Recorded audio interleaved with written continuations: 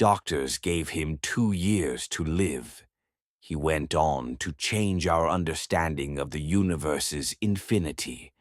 A man who could barely move, challenged black holes. This is the story of Stephen Hawking. January 8th, 1942, Oxford.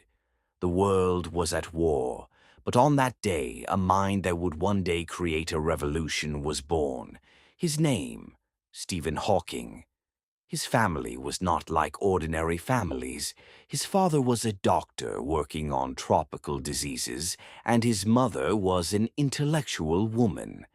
The topics discussed at their dinner table were not the kind most households would talk about. Science, ideas, the future, humanity. But young Stephen, from the outside, seemed like an ordinary child. In fact, compared to others, he was considered a bit slow. At school, they gave him the nickname Einstein as a joke. His grades were not outstanding. His handwriting was terrible. He wasn't a particularly hard-working student in class, but there was something different about him. He always chased questions. He would take apart clocks and examine what was inside. He dismantled broken radios. With his friends, he tried to build a computer from scrap parts. Because for him, the world was not just a surface. He believed there was more. He was trying to see the mechanism behind it. At the age of 17, he earned a scholarship and entered the University of Oxford. He was studying physics. He wanted to understand the universe, but he didn't like studying. He was extremely intelligent. By studying just 1 hour a day, he could easily pass his exams. He didn't need to work any harder. Later, he moved to the University of Cambridge to pursue his PhD, and right at that moment, his life changed direction. How? He was 21 years old. One day, while walking down the street, he fell. His speech began to slur slightly. He was having great difficulty controlling his hands. Tests were conducted. The diagnosis was made. ALS, motor neuron disease. Doctors gave him 2 years to live. 2 years. Imagine being told you only have 2 years left. You have just begun trying to understand the universe. And then they tell you your time is running out. During that time, he withdrew into himself. He fell into depression. Life seemed meaningless, because they had given him only 2 years to live. But then something happened. Jane Wilde. He met her. He held on to life again. "If I am going to live, there must be a reason," he said, and he began working again. But this was not ordinary work. He was racing against time. Late 1960s. The universe was still a great mystery, especially black holes.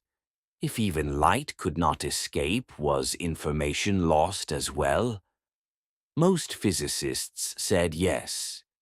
But Stephen Hawking thought differently. He tried to unify Einstein's theory of general relativity with quantum mechanics. These two theories were not in dialogue with each other, and this was one of the greatest problems in the world of physics. And then he said what was believed to be impossible. Black holes are not completely black. They emit radiation. They slowly lose energy, and one day, they evaporate and disappear.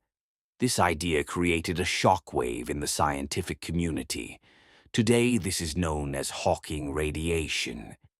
Just imagine, a man who could not move told one of the most powerful structures in the universe, "You are not eternal." This was not just an equation. It was a challenge, but the disease was progressing. His speech became even more difficult. Walking became impossible. He became dependent on a wheelchair. In 1985, he contracted pneumonia. To keep him alive, a tracheotomy was performed. He could no longer speak. For a physicist, being unable to express his thoughts, that must have felt like death. But once again, he adapted. A computer system was developed that he could control with a single muscle in his cheek. He could form sentences word by word, slowly, but without stopping. In 1988, he wrote a book, A Brief History of Time. When it was published, no one thought it would receive such attention. But it did. Millions of people bought that book to understand the universe. He was no longer just a physicist. He was a symbol, the face of science, the triumph of the mind over limitations, a body weakening, a legacy growing mind. Years continued to flow, the disease continued to progress, but he never stopped. He gave lectures, he issued warnings, he continued sharing insights about the future of humanity. He spoke of the risks of nuclear war. He questioned the uncontrolled development of artificial intelligence. He drew attention to the climate crisis. To him, humanity was fragile. One day we might have to leave Earth just to survive. He saw space not as a romantic dream, but as a strategic necessity. But his strongest message was this: look up at the stars, not down at your feet. He could not look at his feet, but he looked at the stars with his mind. Intelligence is the ability to adapt to change, he said. ALS was not enough to stop him, because he adapted to the change within himself. He could not speak. He spoke through technology. He could not walk. He walked with his ideas. He could not write. He wrote a book with a single muscle in his cheek. March 14th, 2018. He died, but this date was ironic. It was the same day as Albert Einstein's birthday, as if the universe had left a small symbol. Stephen Hawking was a man who was expected to live only 2 years. He lived 76. But the point was not how many years he lived. It was how he lived them. The body's limits can be set, but curiosity has none. The universe may be infinite, but so is the human mind. And perhaps the greatest legacy he left was this: even if you lose everything, as long as you don't lose the ability to think, never hesitate to challenge the universe.